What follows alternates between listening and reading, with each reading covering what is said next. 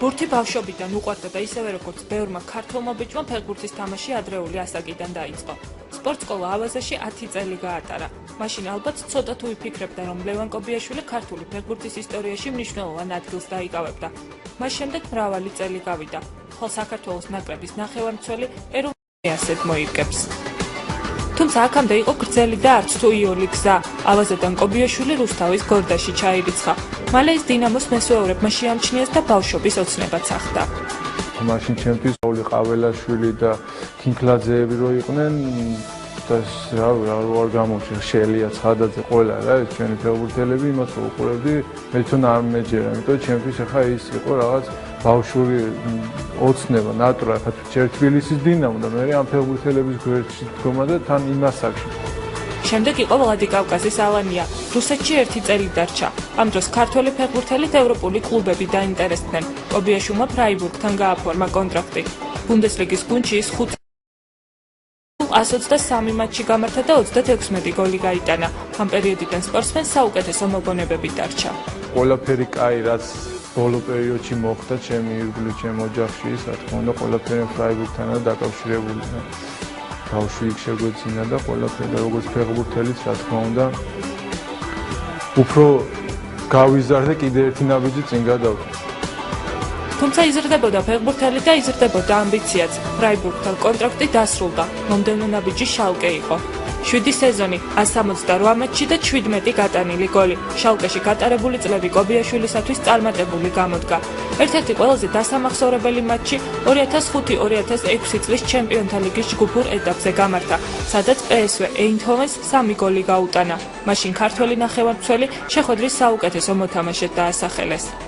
ალბათ ერთ-ერთი საუკეთესო და დამამახსოვრებელი დღე იყო ჩემ კარიერაში, ჩემ ცხოვრებაში ხა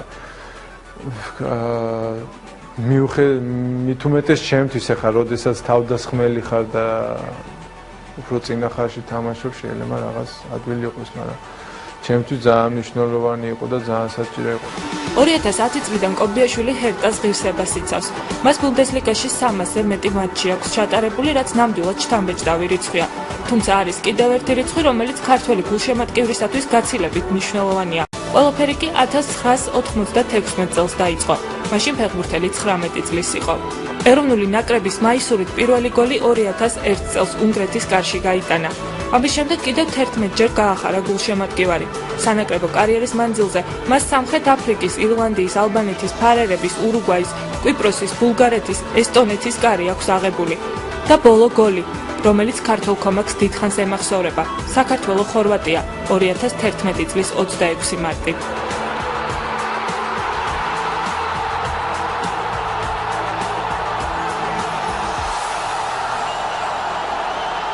ლევან კობიაშვილს UEFA სამახსოვრო медалს გადასცემს.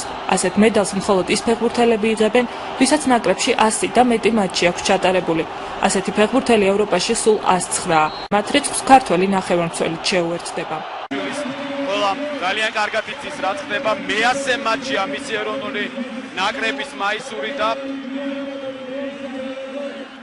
მეტი ასოციაციიდან, რომელსაც აერთიანებს UEFA, 100 მეათე ფეხბურთელია, რომელმაც 100 მატჩი ჩაატარა. აი, ხედავთ მას თავისი ხუთუნილი ჯილდოთი, ეს არის მართლაც უდიდესი მიღწევა ალბათ ნებისმიერი ფეხბურთელისათვის და უბრალოდ დღეს ვინც არის სტადიონზე, ვინც არის ტელეეკრანებთან, უბრალოდ მადლობა უნდა უთხრათ ლევანის იმისათვის, რაც მან გააკეთა საქართველოს ეროვნული ნაკრებისათვის, აი ეს მაისური, რომელიც კომაქტ კლუბმა ჯვაროსნებმა და ფეხბურთის ფედერაციამ ერთობლივად.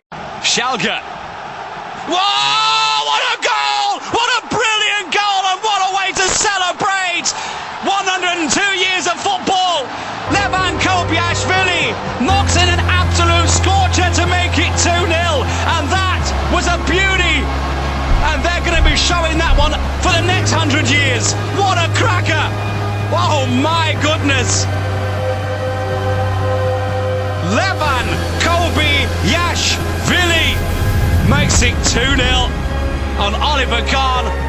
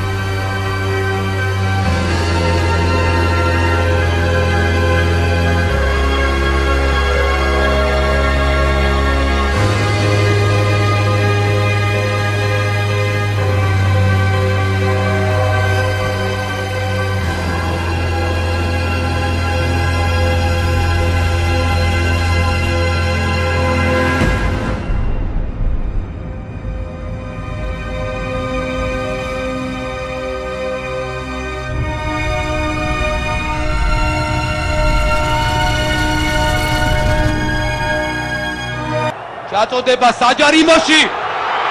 შეიძლება სიტუაციის გამწვევა საჯარიმოშია. მართლავდე პასი უკან. დაჟღა! გოლ! გოლ! საქართველოს ნაკრებმა გაიტანა 1-0 გოლ. ხორვატებს გაუტანეს ბოლო წუთზე 1-0. გოლ! 1-0 დღეს სასაული ხდება. მოახერხეს საქართველოს